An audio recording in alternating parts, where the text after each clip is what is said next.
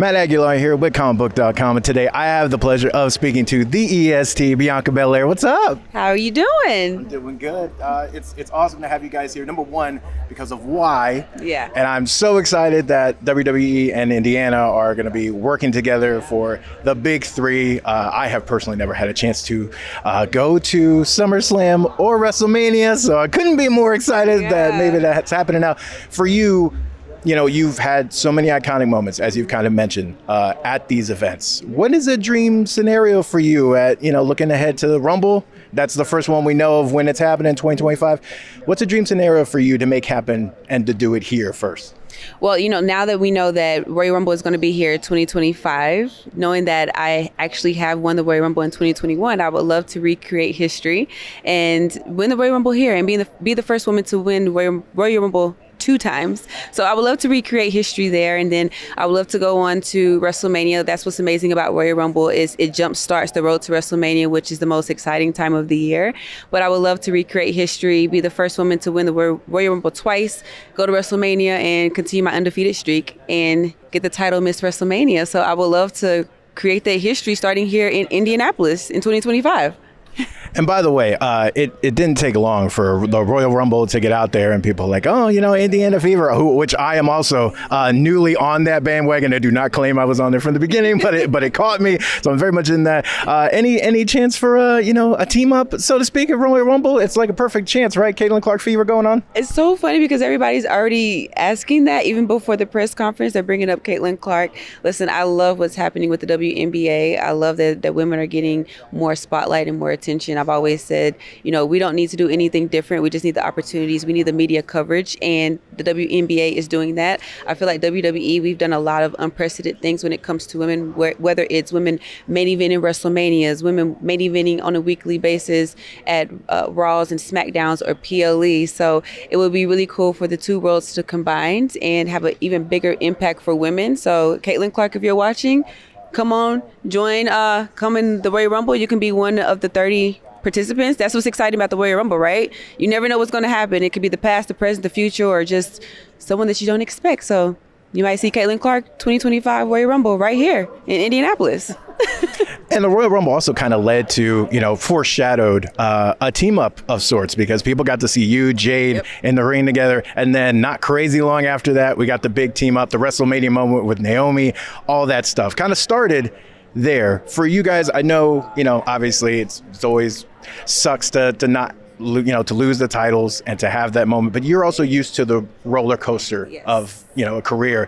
For Jada, you gave that awesome kind of chin up moment that everyone saw on social media. Did you have any advice to share, and how are you guys moving forward? Still moving forward as a team? Yeah, well, being in WWE is a revolving door. And like you mentioned, the Royal Rumble, where everybody got a taste of the possibilities of just the two of us being in the ring together. So I think it's amazing that people see the potential of that. They think it's a dream match, but I think us starting together as a tag team was a way bigger impact. And yes, we just lost the titles, but like you said, it's ebbs and flows in WWE. If you want a long career, you're going to be at the top, you're going to be at the bottom, you're going to have to work your way back to the top, but it's all about the journey.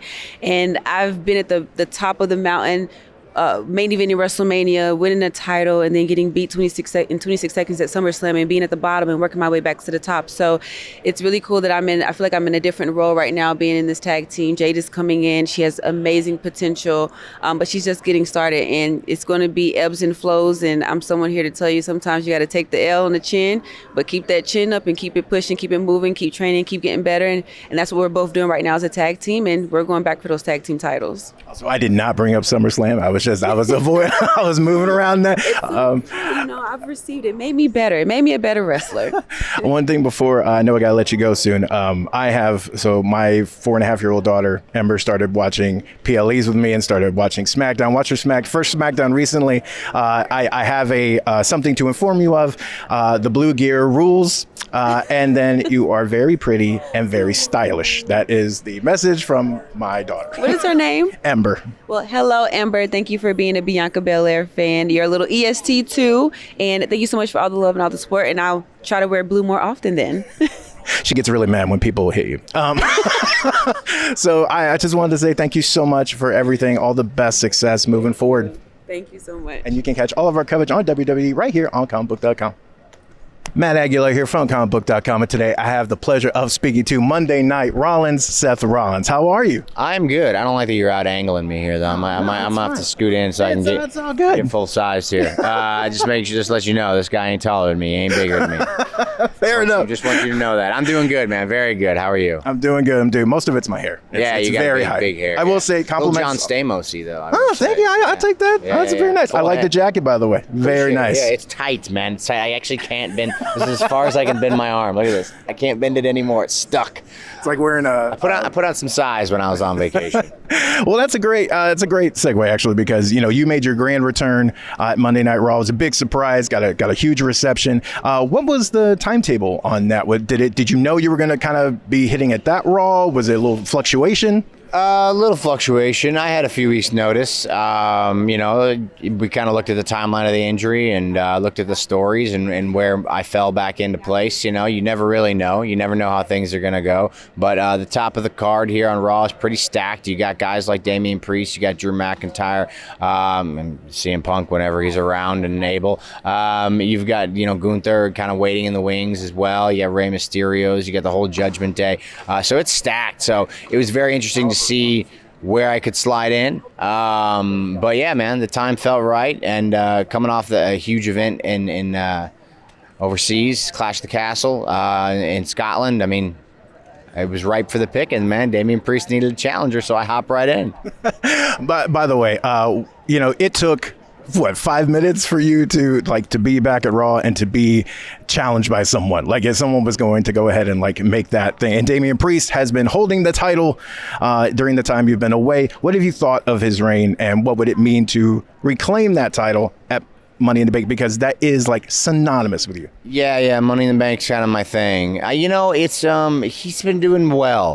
He's been doing well. I understand what it's like, the pressure of a first title reign. I know when I had my first title reign way back in 2015, I wasn't ready, man. I wasn't ready. I was a different cat back then. I thought I was ready. I wasn't ready. It's tough. You put a lot of pressure on yourself, but he's done very, very well. Had some really incredible title defenses between McIntyre and Jey Uso, and he's growing, and that's all you can really ask for. I'm not going to go as far as to say I feel like he's just keeping it warm for me, but it is what it is. If it wasn't him, it'd be McIntyre. It doesn't matter. That title's really mine, and we're going to get it back sooner rather than later. I actually had every intention to just win the ladder match at Money in the Bank and cash in, but he feels like he's got to prove something, maybe to himself, maybe to me, maybe to the audience, and he's actually the one that laid the challenge out to me. A little surprising, but I'll take it.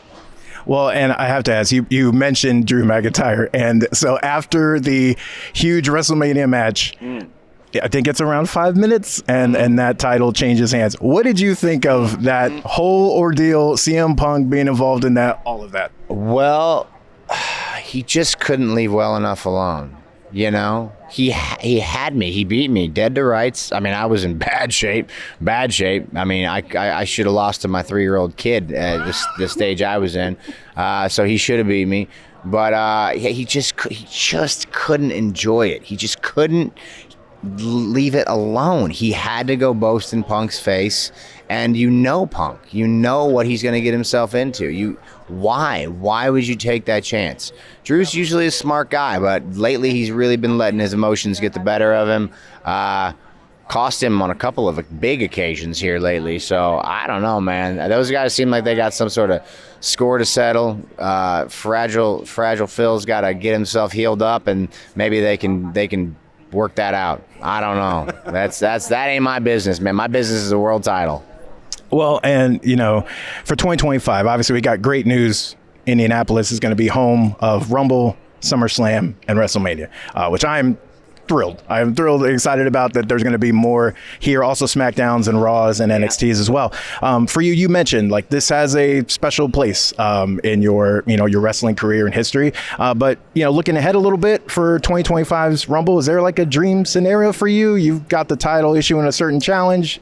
I don't know, man. I've been on both sides now. I've been in the Rumble, lost. I've been in the Rumble, won. I've been champion at the Rumble. I've been the prize. I mean, I'm down with all of it. I'd love to go out there in the Rumble, toss 29 other dudes out, call my shot at WrestleMania. That sounds great. But if I win this world title here, Money in the Bank, and I can run with that all the way to WrestleMania, I had a great time in the stands last year eating pop and drinking beer, or drinking popcorn.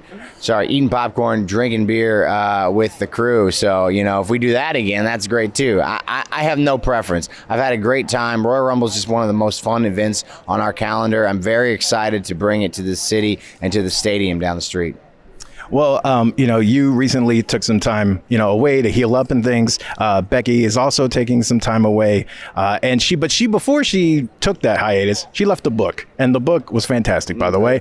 But there were some hilarious and amazing moments in that book. Was there anything that surprised you when she first said, "Hey, I'm putting this in here"? Was there anything that you really didn't expect for her to put in there? You're talking about the picture, ain't you?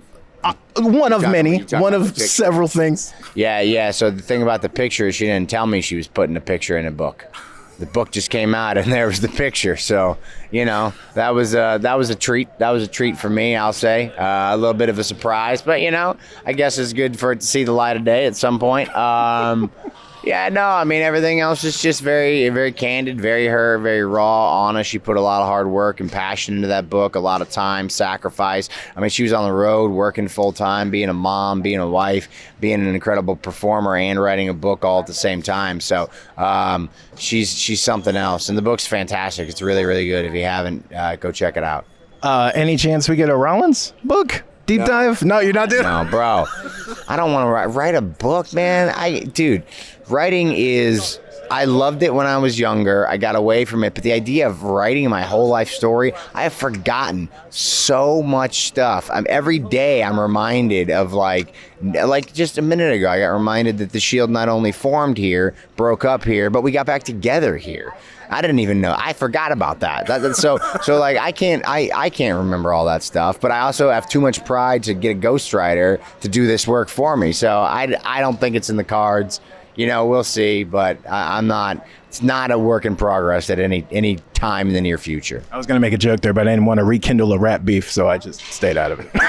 There's a rap beef? It was a rap beef about ghostwriters and stuff, and I just decided, no, I'm not doing it. Of course, I now have because I mentioned it. Yeah, that's what happens. Thank you. Thank you so much, Seth, for everything and for the time. All the best success. Appreciate you, man. No problem at all. Thanks so much. And you can check out all of our WWE coverage on comicbook.com.